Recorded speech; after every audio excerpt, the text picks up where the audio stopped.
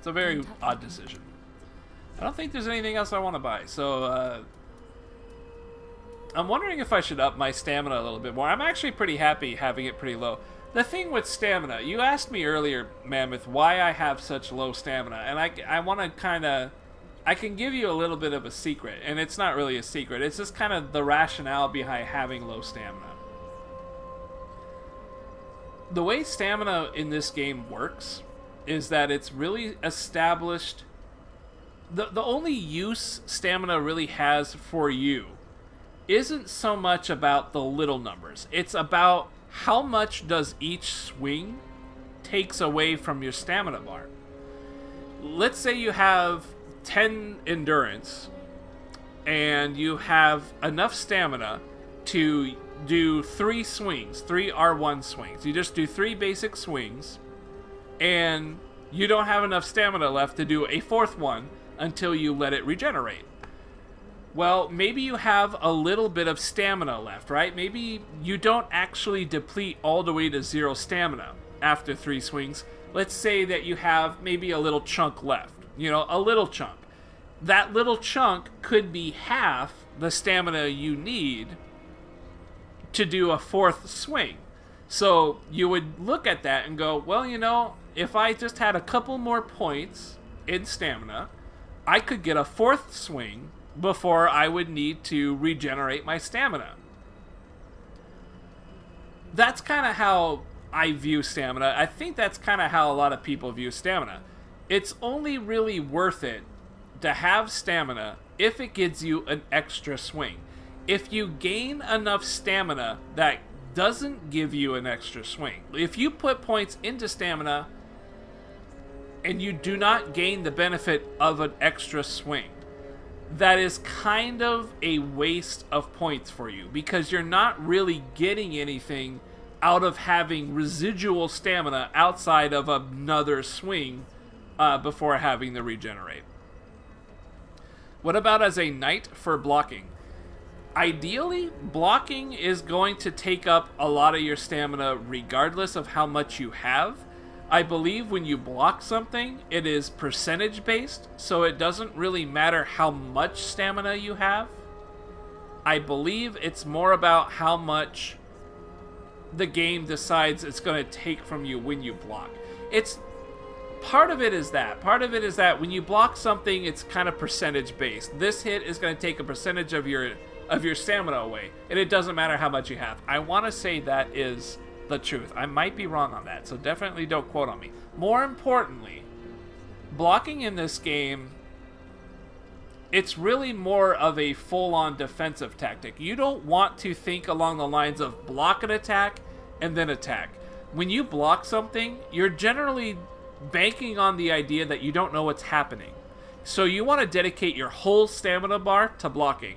And then once you block something, rather than immediately punishing something, which you can do, most of the time, especially in a boss encounter situation, you want to block something and immediately let go of block and back away so that you can regenerate all that stamina that you just lost from the block back, so you can get it all back. The general tactic here is that you don't really want to be blocking all that much. When you do block, you want to block because you don't really know what's going to happen, or you were caught in a situation that you didn't see coming. That's what's really good about blocking. You don't really want to be in a situation where you block these 3 attacks and then you do 1 swing. That's not very good. That's not an optimal use of your time. And it's going to drag out boss fights and take forever. The Pontiff Sullivan, if you tried to block all those attacks that I was dodging, you're going to lose all your stamina regardless of having like 1,000,000 stamina points. It's not going to matter. He is designed to drain away your stamina regardless of having a huge amount of stamina or not much stamina at all. So for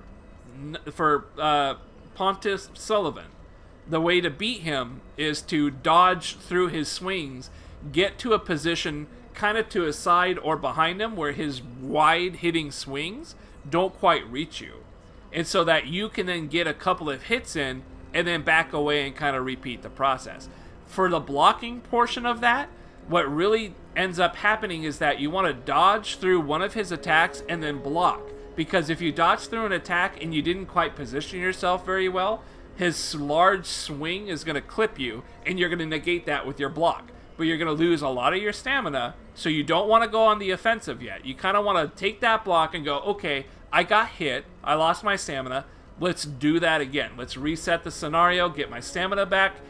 He's going to turn around, he's going to attack you again. You want to dodge through it, and then you want to block. And then let him start whiffing, because eventually you're going to dodge into a good spot. He's going to whiff with some of his follow-up attacks, and you're going to be like, damn, this guy's ass cheeks are wide open. Time to dive into that shit. And you're just going to go in there, you're going to unload some of your stamina into that ass, and then you're going to back the fuck out, and you're going to do the whole thing over again. So that's the idea behind blocking. You don't really want to be blocking a lot in this game. You don't really want to do that. So stamina, even though it does help you block more times, the concept of blocking in Dark Souls is really just kind of a full defensive mode. It's a full turtle. It's not a partial thing. You don't want to, like, I don't really know what you would do. You don't really want it to be like in Skyrim, where you block something and then the guy recoils. Although that does exist in Dark Souls. That does happen. Doesn't really happen for a lot of bosses. It doesn't happen for pretty much any bosses. But a couple of enemies, and really, like, it doesn't... You're going to kill those guys even if you don't block them. They're really weak minion guys are not going to be that much a threat even if you block. But it's not like a Skyrim thing where you actively are trying to block things and then get your attacks in. It's really just more of a safeguard against, okay, I dodged, I don't know what's going to happen next, so I'm going to block, and I'm going to see what happens. And if I see an opening, I'm going to take it. But if I get hit, I'm going to negate it with my shield. My stamina is going to go down. And it doesn't matter how much stamina they take away from that block, because I'm just doing this to negate whatever attack hits me. There is still a bonus. There's still a benefit to having stamina. If you get hit really hard and you block something that hits you really, really hard, it takes all your stamina away. Your shield gets blown away. It gets knocked back. Normally what happens is one attack hits you and you go down to 0 stamina, and then another attack hits you and that blows your shield away. That's normally what happens. So in a scenario like that, you just need to make sure you're not at 0 stamina if you get hit a second time. So having a high stamina stat, even in that situation, I mean, it makes it easier so that you're not at 0 so quickly. But I mean, just the basic way that you're going to play a Dark Souls game doesn't really benefit you that much to have that kind of stamina for blocking. It really doesn't. Blocking in this game is just turtling. It's a full defensive option. It's not a partial thing. It's not a supplement to offense or anything of that nature. It's just full on turtling. You're Guile. If you've got a shield, you're gonna play like Guile. You're gonna turtle up, and you're gonna be dedicated to that. And then when you drop your shield, you either are ready to attack because you see an opening, or you're going to try and dodge through something and then raise your shield again and see what happens. And if nothing happens and you think you've got a good opening, then you make your attacks.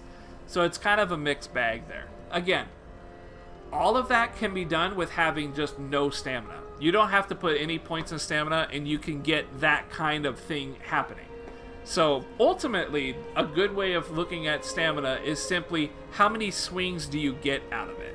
If you're swinging 3 times and just a couple more points will let you swing a 4th time, that is a great objective. That is a really, really good use of your points. If you're swinging 4 times and you put a couple of points in your stamina bar, but it doesn't give you a 5th swing, that is largely considered a waste of your points. Largely. Because remember, like, we're also talking about a game where your stamina... I mean, look how quick the stamina returns, right? Look how fast that comes back.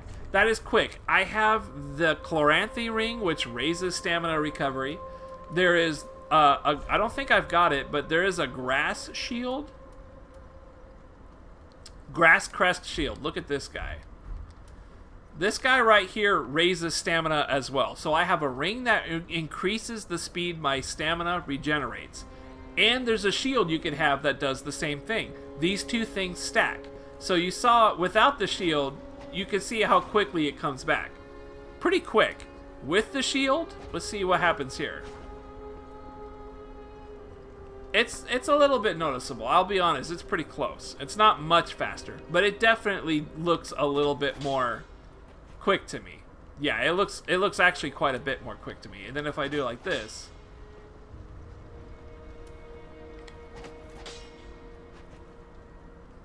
yeah, I mean, I feel like I'm seeing a difference. This is maybe like what, 5-10% difference, but it's definitely faster. So it's just much quicker to think of it in that terms than it is to just have a really big stamina bar.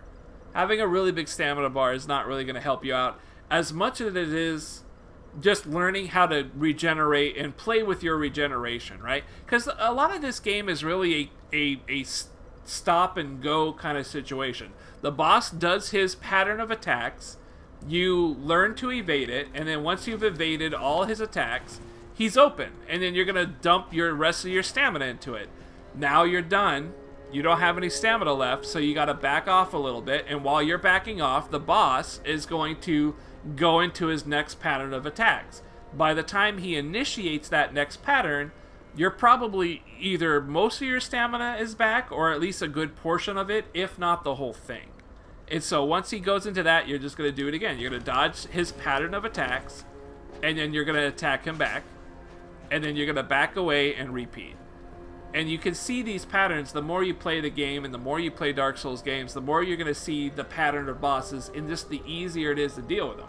Depending on your weapon loadout. Because if I have a shield here and I do this, right? And I think I have a good pattern down and I'm doing this and I'm like, that looks good. But then he does something unexpected. I can raise the shield. I can take the hit. And even if I lose all my stamina from that hit, I shouldn't get staggered. My shield shouldn't get blown back. In which case, that means I can just drop the shield immediately and either roll out of there to safety or whatever I think I can do.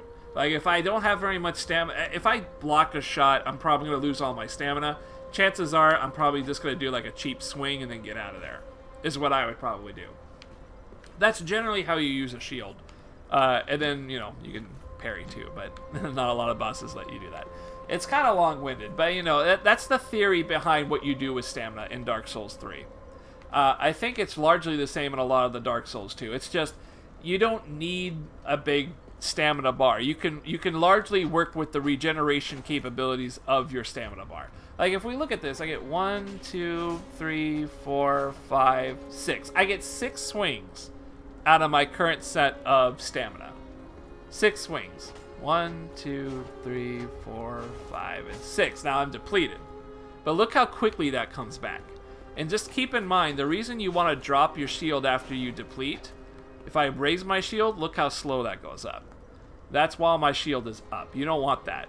So the objective of it, you see how quickly, I mean, look how fast you can kind of dance between it, right? If I just look at that, how I'm mashing it, it still goes up really fast. So it's just the regeneration factor is way more helpful to you than having a big bar of stamina. Way more helpful. And then plus, not having to put points into stamina frees it up for more stats that are useful, like your primary damage stats, strength and dex, if you're doing a quality build, which I always do. It's very helpful. That was mucho helpful. I apologize, it was very long-winded. Thanks a lot for that explanation. Well, I hope it helped you out. Dark Souls Stamina Explained. Lots of views. I'm still rudimentary. I'm not like a huge Dark Souls player. I just love the games.